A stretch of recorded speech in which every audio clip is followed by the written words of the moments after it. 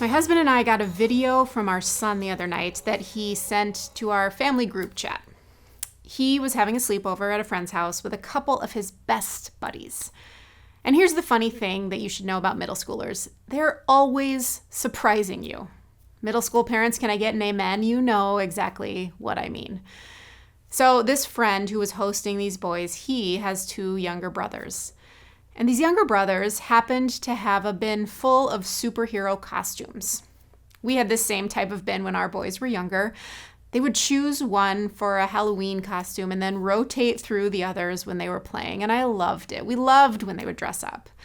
But I'll be the first to admit I did not expect my now middle schooler and his friends to put on costumes that were way too small for them, masks and all, and send us a 5-second video saying, "Avengers, assemble!" All of us parents got such a kick out of this video. And even though the boys might roll their eyes when we pull this video out again at their high school grad parties, which we will do, they will understand our sentiment.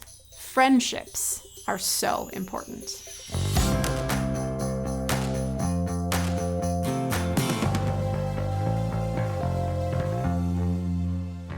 Friendships are important at any phase in life, but they come to the forefront of our kids' and students' lives. And as we're heading back to school, I can guarantee that friendships are on the minds of your kids, your grandkids, and your neighbor kids.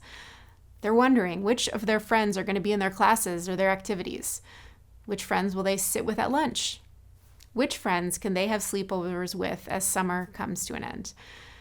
And here is the thing about friendships. We love when they're fun and funny and filled with smiles and superhero costumes. But we all know that's not always the case. When we truly love and care for those friends, our relationships come with hard things too. And as our kids are thinking about all the what ifs around their friendships, I think it's important for us to remind them that true friendships include more than just laughter. There will be tough times too. In the book of John, there is a story about Jesus and a man named Lazarus. The Bible tells us that Jesus is traveling with his disciples, and it's closer to the end of his life. So that's when more of the authorities start to get suspicious of Jesus. There's conflict over the things that Jesus has been teaching and the ways that he's been healing. And in chapter 11, we hear that Mary and Martha send word to Jesus that the one he loves, Lazarus, their brother, is sick. So Jesus makes a decision to travel back to the place where they live, back to Judea.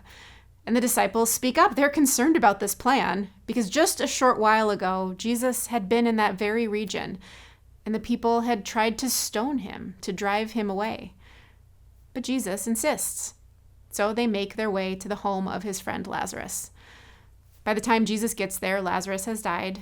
And the story is long. If you read the full thing, you can see that Jesus actually knew his friend would die and that he would rise again. But listen to this part of the story that starts in verse 33. When Jesus saw Mary weeping and the Jews who had come along with her also weeping, he was deeply moved in spirit and troubled. "Where have you laid him?" he asked. "Come and see, Lord," they replied. And then we hear the shortest verse in the Bible, John 11, verse 35. Jesus wept.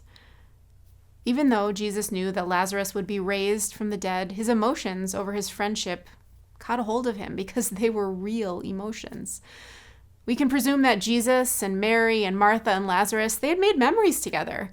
They'd shared joys and laughter and the long conversations that build friendships. And now, when the really hard stuff surfaces, like any of us would do, Jesus weeps. So today, whether it's you or the kids in your life who are pondering friendships as they head back to school, I hope you can remember that it's not all rainbows and roses. Dressing up in superhero costumes and taking a video is amazing. Don't get me wrong, we need plenty of that. But true friendship also means that we have to deal with the hard emotions too. And I wonder, what would it be like if we reminded our kids, reminded ourselves, that even Jesus experienced the hard stuff in friendship too?